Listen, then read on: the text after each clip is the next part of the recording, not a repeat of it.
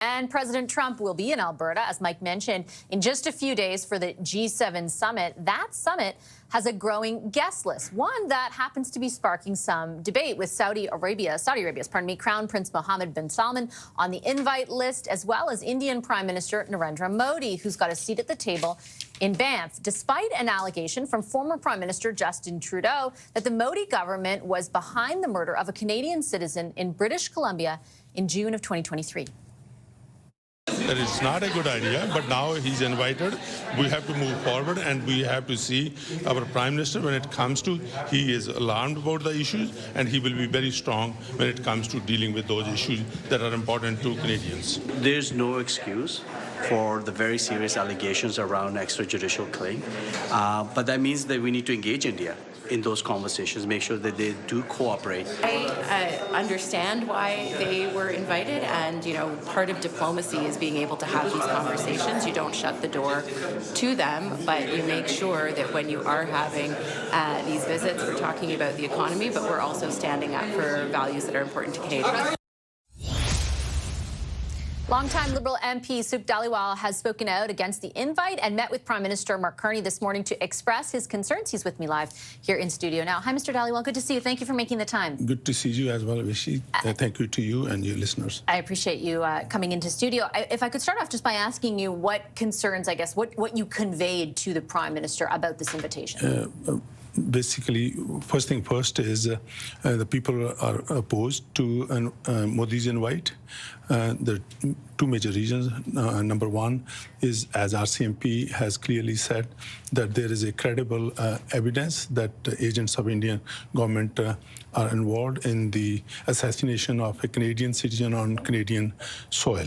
And second one, it's the Justice Hogg's report clearly states that top two actors that are intervening into our sovereignty, into our democratic process with foreign interference, it's China and India.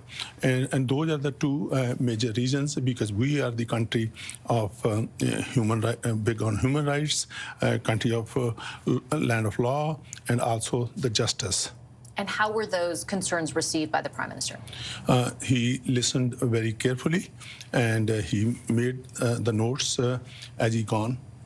And did you receive any response, I guess, in the moment about how those concerns would be addressed by either him or the federal government more largely? Certainly, it's because he has clearly said that when he have a bilateral meeting with Prime Minister Modi, he will be strong, raising these concerns and making sure, the ask was that there should be a zero tolerance when it comes to foreign interference into Canadian affairs. And the second one is making sure the people are asking for accountability from Prime Minister Modi for the acts of his associates or his people that has done this, and also making sure moving forward there is a full commitment that they will cooperate with the inquiry and any other issues that we might raise. So that's interesting. So the Prime Minister conveyed to you that would be what he raised in a meeting with Prime Minister Modi? No, he's not. He basically this is what we told him. Oh, you asked him to do that? To do those in the meeting. So we don't know if that will be the case. And I'm asking because that is only Prime Minister can speak for that, but this is what our ask was.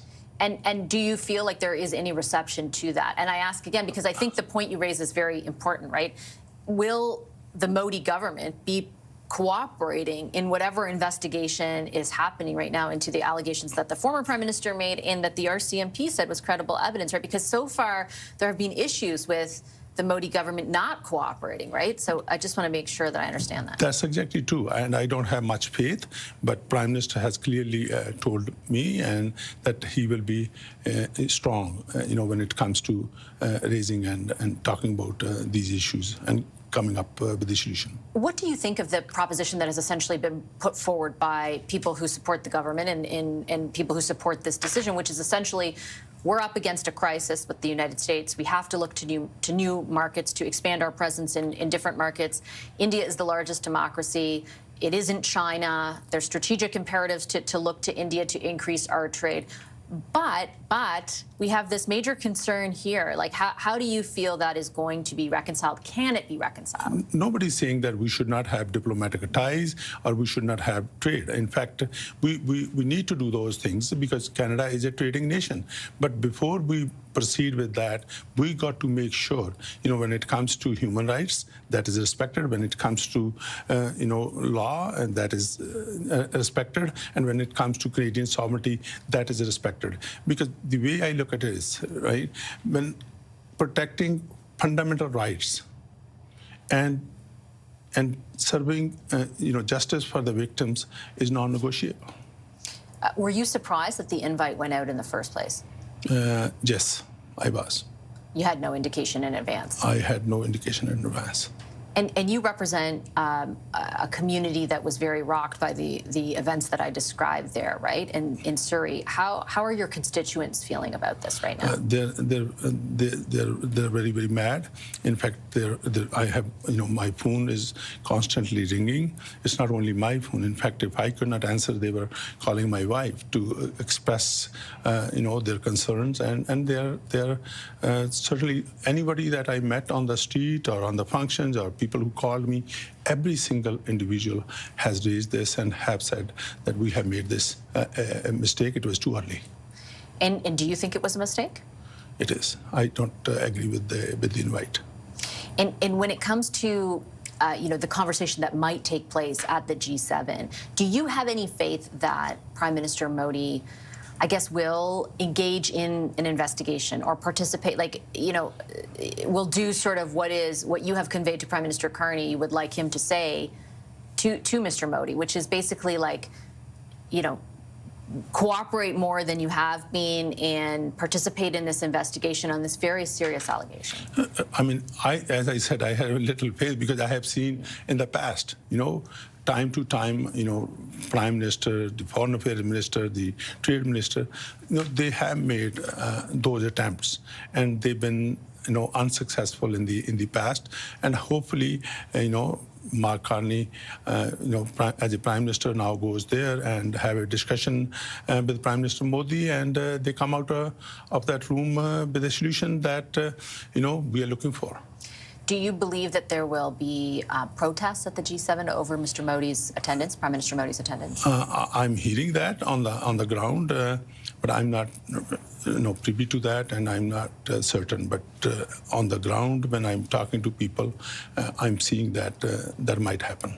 Okay, I'm going to leave it on that note. Mr. Dhaliwal, thank you very much for making the time for the conversation. Thank you very much, Rishi, for inviting me. Thank you. That's BC Liberal MP Sukh Dhaliwal. We did ask Foreign Affairs Minister Anita Anand to join our program today to reply to some of these concerns or respond to them, but she was not available.